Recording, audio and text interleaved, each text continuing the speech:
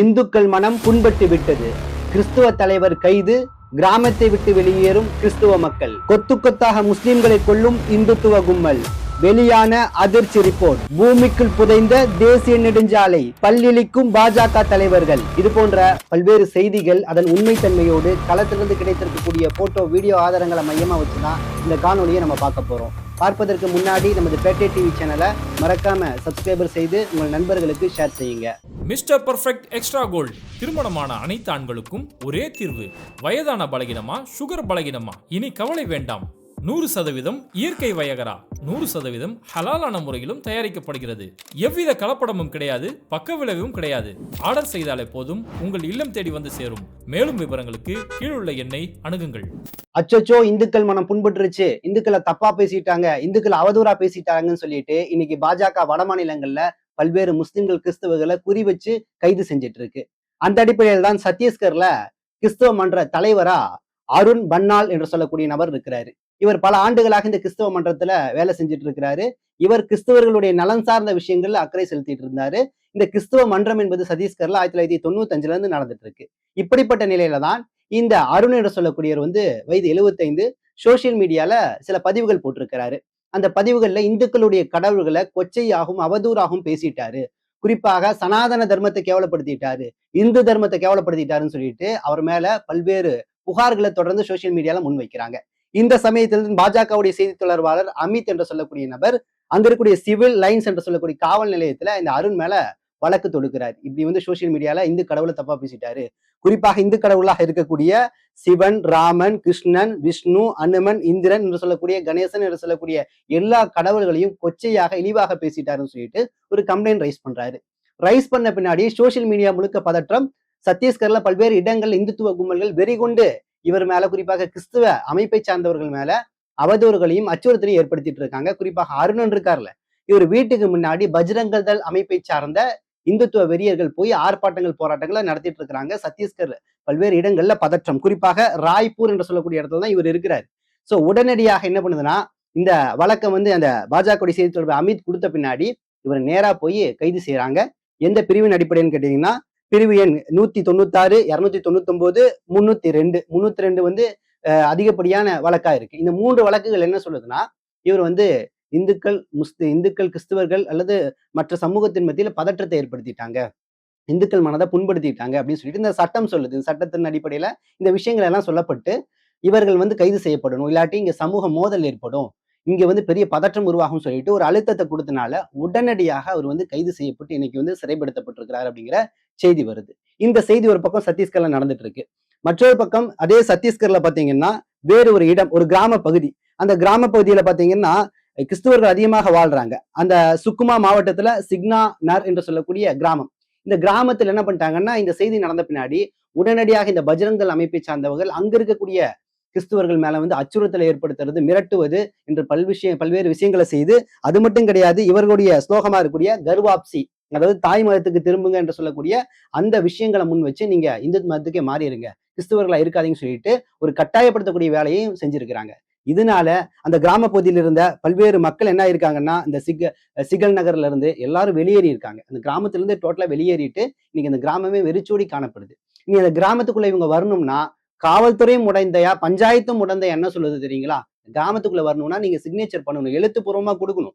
உள்ள வந்துட்டோம்னா எங்களுக்கு என்ன ஆனாலும் அதுக்கு நாங்க தான் பொறுப்பு, என்ன அச்சுறுத்தல் நடந்தாலும் காவல்துறைய, பஞ்சாயத்தை நீங்க தொடர்பு கொள்ளக்கூடாது அப்படின்னு சொல்லக்கூடிய உத்தரவாதத்தை கொடுன்னு சொல்லிட்டு இன்னைக்கு காவல்துறை, பஞ்சாயத்து செயல்படுது. அப்படின்னா அங்கு இந்துத்துவ கும்பல்களுடைய கிறிஸ்தவ விரோதத்தனம் என்பது எந்த அளவு இருக்கு அப்படிங்கிறத நம்மளால பார்க்க முடியுது. ஒரு விஷயத்திற்காக இவ்வளவு மக்களையும், கிறிஸ்தவ மக்களையும் துன்புறுத்தக்கூடிய வேலையை இந்த பஜ்ரங்க போன்ற இந்துத்துவ அமைப்புகள் செஞ்சிட்டு இருக்கு. இதுல அவங்களுடைய சொந்த சொத்து பத்துக்கள், நிலங்கள், எல்லா உடைமைகளும் அந்த கிராமத்துல தான் இருக்கு. பூர்வீகமாக பல ஆண்டுகள் இருந்த கிராமமா இருக்கு.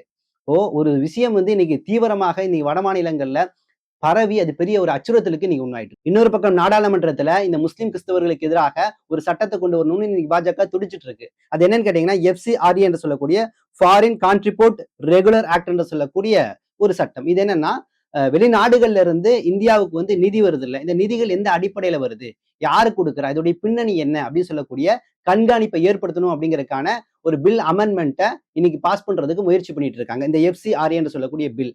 சோ இந்த பில்லை பத்தி இன்னைக்கு சொல்லப்போனா அமெரிக்கால இருக்கக்கூடியவர்கள் கூட கண்டனம் தெரிவிக்கிறாங்க. இது வெளிப்படைத்தன்மையோடு இருக்கு. இவ்வளவு ஆண்டுகளாக ஃபாரின்ல இருந்து கிறிஸ்தவர்களுக்கு வருது, முஸ்லிம்கள் சில அமைப்புகளுக்கு வருது அப்படின்னா அது எந்த அடிப்படையில வருதுன்னு சொல்லிட்டு வரையறை செய்யப்பட்டிருக்கு. அப்படி இருக்கும்போது இவங்க ஏன் இந்த வேலையை செய்யணும்? அப்ப இதன் வழியாக அவர்கள் வேறொரு நோக்கத்தோடு அவர்கள் அணுகுறாங்க. குறிப்பாக கிறிஸ்தவர்களை ஒடுக்கக்கூடிய இடத்தை நோக்கி, அவர்களுக்கு வரக்கூடிய அந்த ஃபண்டை முடக்கக்கூடிய ஒரு இடத்தை நோக்கி போயிட்டு இருக்கிறாங்க. சோ இந்த எஃப்சிஆர்இ என்று சொல்லக்கூடிய இதை வந்து நம்ம என்ன பண்ணணும், கண்டிக்கணும்னு சொல்லக்கூடிய அளவுக்கு எதிர்க்கட்சிகளை இன்னைக்கு கண்டிச்சிட்டு இருக்காங்க. திமுகவுடைய ஸ்டாண்ட் என்னவா இருக்குன்னு கேட்டீங்கன்னா, இதை நீங்க திரும்ப வாபஸ் பெறணும் அப்படின்னு சொல்லக்கூடிய அந்த அமெண்ட்மெண்ட் பில்லுக்கு எதிராக வந்து இன்னைக்கு திமுக என்ன பண்ணிட்டு இருக்கு, குரல் கொடுத்துட்டு இருக்கு. ஆனா இவ்வளவு சம்பவம் நடக்குது, கிறிஸ்தவர்களை ஒட்டி இவ்வளவு அச்சுறுத்தல்கள் நடந்துட்டு இருக்கு. இதே கிறிஸ்துவ சமூகத்தை சார்ந்த இன்றைய முதலமைச்சர் ஜோசப் விஜய் அவர்கள் என்ன பண்ணிட்டு இருக்கிறாரு, அமைதியா வேடிக்கை பார்த்துட்டு இருக்கிறாரு. எல்லா மக்களுக்குமான முதல்வராக தானே இவர் இருக்கிறாரு. அப்ப அவர் சார்ந்திருக்கக்கூடிய சமூகத்திற்கு கூடி குரல் கொடுக்க வக்குற்றவர்களாக இன்னைக்கு யார் இருக்கிறா, முதலமைச்சர் விஜய் இருக்கிறார். இன்னைக்கு நம்ம சொல்லக்கூடிய இவ்வளவு தரவுகள் அவருக்கு தெரியாமையா போகுது. அவர் ஏன் கண்டிக்கல, ஏன் பாஜகவை எதிர்க்கல, ஏன் கிறிஸ்தவர்களுக்கு எதிராக ஒரு கிராமத்தை விட்டு வெளியேற்றக்கூடிய சமயத்துல அவர் தவறு செய்தாருன்னு அவர் மேல நடவடிக்கை எடுங்க. சோசியல் மீடியால இந்து கடவுளை பேசிட்டாரு அப்படின்னா ஏன் மக்களை நீங்க வந்து பஞ்சரங்குதல் போன்ற அமைப்புகள் வச்சத்தில் ஆளாக்கிட்டு இருக்கீங்கிற கேள்விகள் ஏன் எழுப்பல? ஏனென்றால் இவர்கள் மௌனமாக இருந்து இந்த பாஜகவுக்கு சில விஷயங்கள் அமைதியாக வழிகாட்டி கொண்டிருக்கிறார்கள் அப்படின்னு தான் நம்ம பார்க்க முடியுது. நான் ஒரு முஸ்லிம் சமூகத்தை சார்ந்தவன். அதுக்காக நான் முஸ்லிம் பிரச்சனையை மட்டும்தான் பேசுவேன் அப்படின்னு கிடையாது. அனைத்து மக்களுக்குமாம் நம்ம குரல் கொடுப்போம். ஆனால் அடிப்படையில என் சமுதாயத்துக்காக கூட நான் குரல் கொடுக்க மாட்டேனா என்னை நீங்க கேள்வி கேட்பீங்கல்ல. அதே போலத்தான் இன்னைக்கு முதலமைச்சர் விஜய் கிறிஸ்தவர்களுக்கு இந்தியாவில எவ்வளவு அநீதிகள் நடக்குது. தேவாலயங்கள் ஒடுக்கப்படுகின்றன, சில இடங்கள்ல பைபிள்கள் எரிக்கப்படுகின்றன, வட மாநில பஜ்ரங்கள் முஸ்லிம்களையும் கிறிஸ்தவர்களையும் அவ்வளவு டார்ச்சர் பண்றாங்க. தோழர் விஜய் அவர்கள் ஏதாவது கேள்வி கேட்டாரா? அப்ப நிச்சயமாக தெரியுது இவர் மக்களுக்கான தலைவர் கிடையாது அப்படிங்கிறது இந்த செயல்பாடுகள் வழியா நம்மளால இங்க பார்க்க முடியும். இப்ப நம்ம அழுத்தமான ஒரு கேள்வியை கேட்போம்.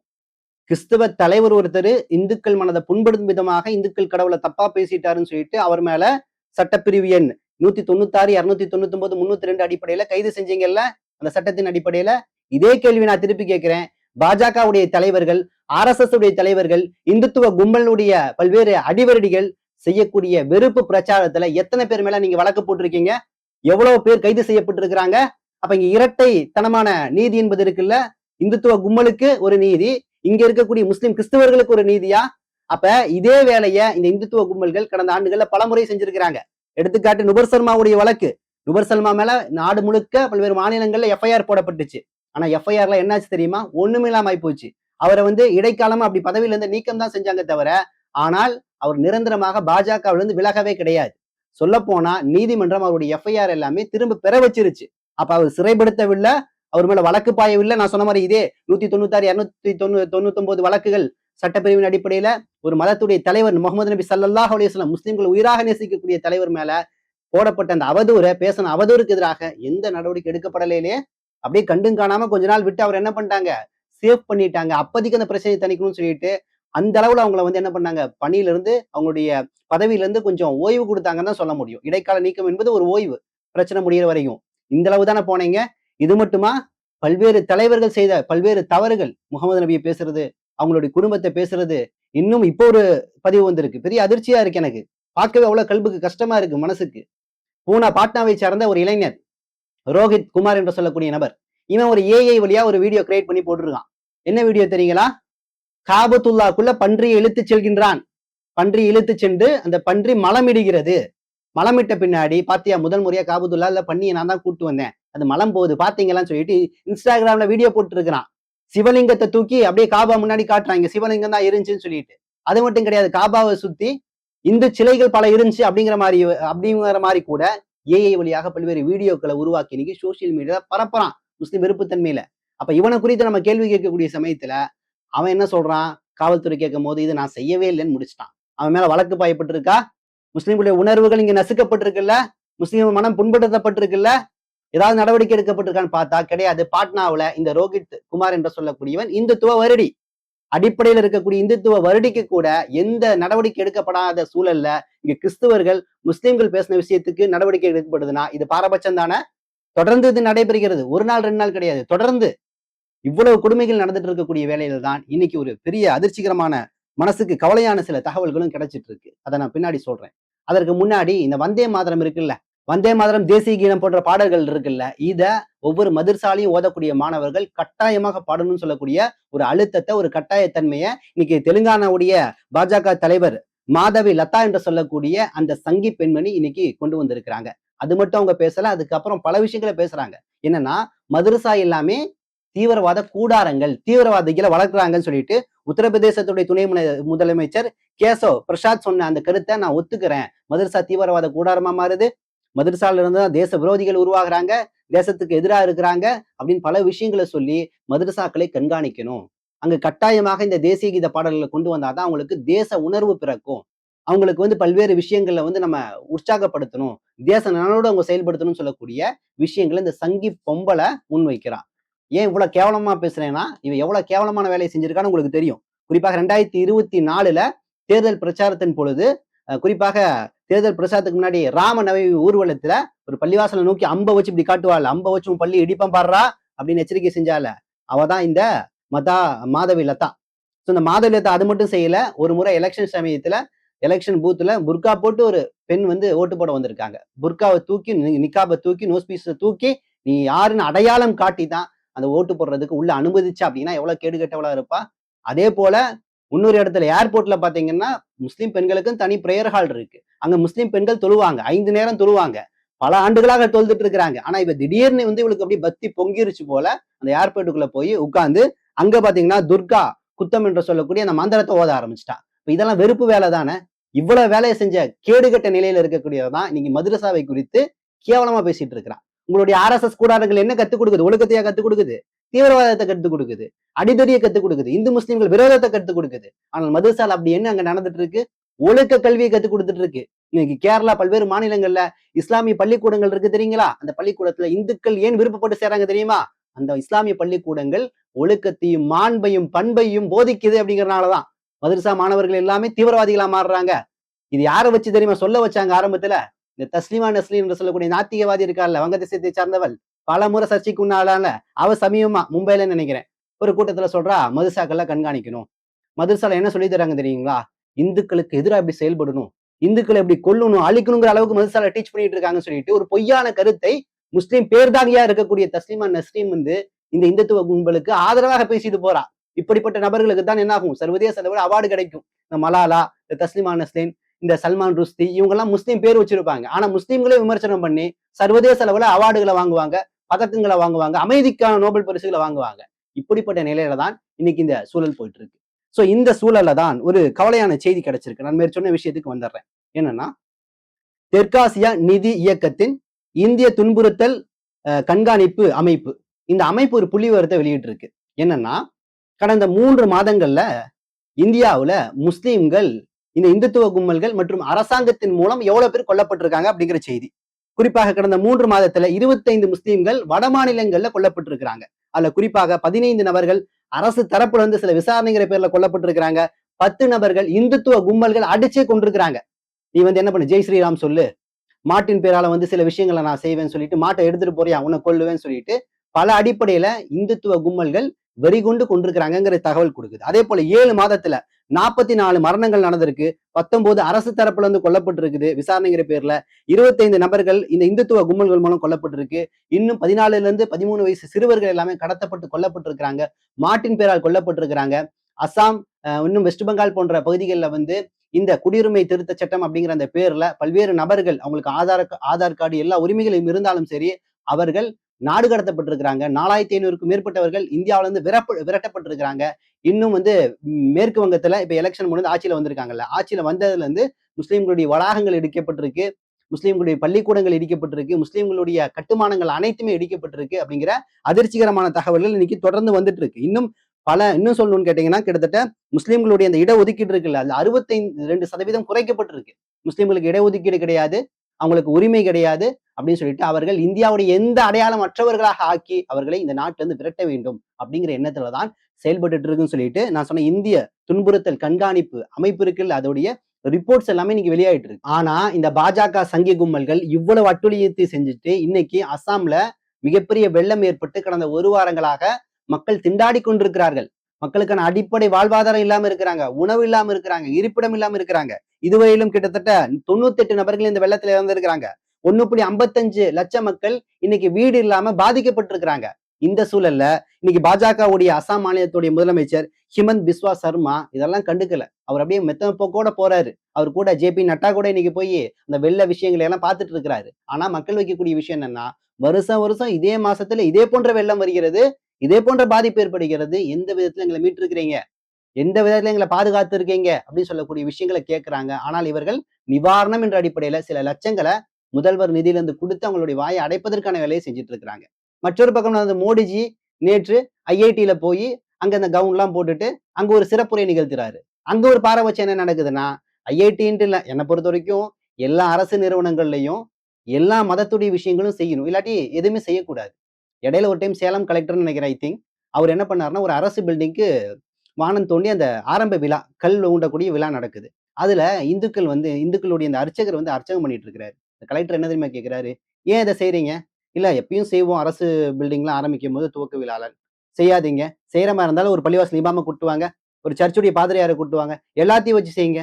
ஏன்னா இந்த அரசு பில்டிங் என்பது இந்துக்களுடைய வரிப்பணம் மட்டும் கிடையாது, அனைத்து மதத்தை சார்ந்தவர்களுடைய வரிப்பணமா இருக்கு. செஞ்சா எல்லா மதத்தையும் கூப்பிட்டு ஒன்னா செய்யுங்க, இல்லாட்டி எதுவுமே செய்யாதீங்கன்னு சொல்லிட்டு அவ்வளவு தெளிவா பேசினாரு. ஆனா இன்னைக்கு அப்படிலாம் கிடையாது. மேக்சிமம் இந்துக்களுடைய அந்த பாரம்பரிய அடிப்படையாக தான் ஒவ்வொரு அரசு விஷயங்களும் எடுக்கப்படுகிறது. இது மிகப்பெரிய இந்த பன்முகத்தன்மை கொண்ட நாட்டுல தவறு. அந்த அடிப்படையில் தான் இந்த ஐஐடியில எல்லா மக்களும் படிக்கக்கூடிய ஐஐடியில இந்துத்துவம் சார்ந்த சில விஷயங்கள் பேசப்படுது. அதே போல இந்த வழிபாட்டு விஷயங்கள், அந்த விஷயங்கள் பேசுவது எல்லாமே இந்துத்துவ அடிப்படையில் நடக்குது. இது எப்படி கூடும்? அப்ப ஒரு பல்கலைக்கழகம் பொதுவான பல்கலைக்கழகம்னா எல்லாருக்குமான பல்கலைக்கழகமா இருக்கணும் அப்படிங்கிறதா நமது பார்வையாகவும் காணப்படுது. இது ஒரு பக்கம் இருக்க, இன்னைக்கு பாஜகவுடைய திட்டங்கள் எல்லாமே பல்லு லட்சிட்டு கிடக்குது. அப்படி ஒரு திட்டம் தான் இன்னைக்கு உலகம் முழுக்க பயங்கர ஃபேமஸ் ஆகி இந்தியாவுடைய புகழ் உச்சத்துக்கு போயிருச்சு. அப்படி என்ன தெரியுமா நடந்திருக்குங்க? லக்னோ டு கான்பூர் தேசிய நெடுஞ்சாலை, அது சாதாரண நெடுஞ்சாலை கிடையாது, எக்ஸ்பிரஸ் நெடுஞ்சாலை. சும்மா பறக்கும். காரு பைக்லாம் எடுத்தீங்கன்னா நீங்க பறந்து பயங்கரமா ரீச் பண்ணிடலாம். ஸோ இதோடைய கிலோமீட்டர் தூரம் பார்த்தீங்கன்னா கிட்டத்தட்ட 63 கிலோமீட்டர் தூரம்.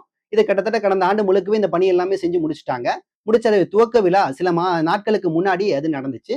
இந்த துவக்க விழாவில் பார்த்தீங்கன்னா மத்திய அமைச்சர் ராஜ்நாத் சிங்கு, நிதியமைச்சர் நிதின் கட்கரி, அதே போல நமது தலைவர் அப்படின்னு சொல்லலாம், மிகப்பெரிய தலைவர் யாரு, யோகி ஆதித்யநாத், அவர் வந்திருக்கிறாரு. எல்லாரும் வந்து திறந்து வச்சுட்டாங்க சாலையை. சாலை பளிச்சுன்னு இருக்குது, சும்மா காரு பைக்லாம் பறக்குது. அவ்வளவு சந்தோஷம் பாஜகவுக்கு, எவ்வளவு பெரிய திட்டத்தை செஞ்சுட்டேன் பாத்தியா, சும்மா பறக்குது பாத்தியா அப்படின்னு. ஆனா நிலைமை என்னன்னு கேட்டீங்கன்னா, இந்த 63 கிலோமீட்டர் சாலை இருக்குல்ல, அது வந்து 1 மணி நேரம் டிராவல் பண்றது 35 நிமிஷத்துல அந்த ஹைவேல என்ன பண்ணலாம், எக்ஸ்பிரஸ்ல நீங்க டிராவல் பண்ணலாம். போட்டு சில நாட்கள்லயே மழை பெய்யுது, ரோடு எல்லாம் அப்படி பூமிக்குள்ள புதஞ்சு போகுது, ஒவ்வொரு இடமா புதஞ்சு போகுது. இதுல என்ன ஒரு பெரிய ஆபத்துல இருந்து பாதுகாத்த விஷயம் என்னன்னா, இறைவன் ஒரு லாரி வேகமா போயிருக்கு, ஒரு இடத்துல அப்படியே சரிஞ்சு நின்றுருக்கு, நல்ல வேளை லாரி வந்து சேஃபா பாதுகாக்கப்பட்டுருச்சு. அப்ப ரோடு போட்டு சில நாட்கள்லயே மழைக்கு கூட தாங்காம அந்த ரோடு எல்லாம் ஒவ்வொரு இடத்துல இறங்குது, பூமிக்குள்ள இறங்குது. அந்த இடங்கள் எல்லாமே பேட்ச் ஒர்க் நடக்குது, ஒவ்வொரு இடத்துலயும் அந்த பேட்ச் ஒர்க் பண்றாங்க. பண்ணி தாறு கீரை போட்டு வச்சுட்டு அந்த இடத்துல என்ன பண்றாங்கன்னா, உடனடியாக ஒரு பெரிய ஃபேன், இந்த ஃபேனை கொண்டு வந்து வச்சு அந்த ஃபேன்ல இருந்து என்ன பண்றாங்க, காத்தை கொண்டு வந்து அனுப்பி அந்த ஈரப்பதத்தை எல்லாத்தையும் காய வைக்கணுங்கிறதுக்காக பிரம்மாண்டமான ஃபேன், ஃபெடரல் ஃபேன் எல்லாத்தையும் லைனா வச்சிருக்கிறாங்க. வச்சு அதுக்கு அப்படியே காத்தடிச்சிட்டு இருக்காங்க ரோடுக்கு. இந்த அளவு தான் பாஜகவுடைய முறைகேடு திட்டங்கள் இருக்கு. பல்வேறு ஊழல்கள் இதுல நடந்திருக்குன்னு தெளிவா தெரியுது. ஒரு குவாலிட்டியான எக்ஸ்பிரஸ் நெடுஞ்சாலை போட்டு 2-3 நாள்ல ஓபன் பண்ணி 2-3 நாள்ல இப்படி வந்து உள்ள போய் இறங்குதுன்னா அதுல எவ்வளவு காசு அடிச்சிருப்பாங்க. இல்ல இவங்களுக்கு பெருமை வேற. இப்படி இவங்க பல்லளிச்சு கிடக்குது இவங்களுடைய திட்டங்கள் எல்லாமே. அப்ப இவர்கள் மக்களுக்கான நபர்கள் கிடையாது. குறிப்பாக இந்துக்கள், முஸ்லீம்கள், கிறிஸ்தவர்கள் மத்தியில பாகுபாடை ஏற்படுத்தி இந்த நாடை இந்துத்துவ நாடாக மாற்ற வேண்டும் என்ற கொடூர சிந்தனையிலிருந்து தான் இவர்கள் புறப்பட்டுள்ளார்கள். இவர்களுடைய நூற்றாண்டுகள் கடந்து விட்டன. 1925 RSS ஆரம்பிக்கப்பட்டதன் அடிப்படை நோக்கம் என்னன்னா, இந்தியாவை இந்து ராஷ்டிரமாக மாற்ற வேண்டும். அதுவும் 2020 அவங்களுடைய நூற்றாண்டுக்கு அப்புறம் இந்தியா முழுக்கவே இந்து ராஷ்டிரமா மாறணும் அப்படிங்கிறதா அவங்களுடைய ஆசை இருக்கு. இவர்களுடைய ஆசையும் இஸ்ரேல்ல இருக்கக்கூடிய இந்த ஜியோனிஸ்டுகள் இருக்காங்கல்ல, அகண்ட இஸ்ரேல், த கிரேட்டர் இஸ்ரேல், இவங்க 2 பேர்த்துடைய ஒரே கனவு என்னன்னா, சுருக்கமா சொல்றேன், இஸ்லாம், முஸ்லிம்கள், கிறிஸ்தவர்கள் இல்லாத ஒரு நாட்டை உருவாக்க வேண்டும். அதுல நாம தான் டாமினேட்டா இருக்கணும் அப்படிங்கிறத இந்துத்துவ கும்மல்களும் ஜியோனிச கும்மல்களும் ஒன்றாக சேர்ந்து இன்னைக்கு செயல்பட்டு இருக்கிறாங்க. ஆனா அதுல என்னைக்குமே ஜியோனிஸ்டுகள் மேலதான் இந்துத்துவ கும்மல் கீழே. இந்துத்துவ கும்மலை மதிக்க கூட மாட்டாங்க ஜியோனிஸ்டுகள். அதுலயும் வேறுபாடு அவங்களுக்குள்ள காணப்பட்டு.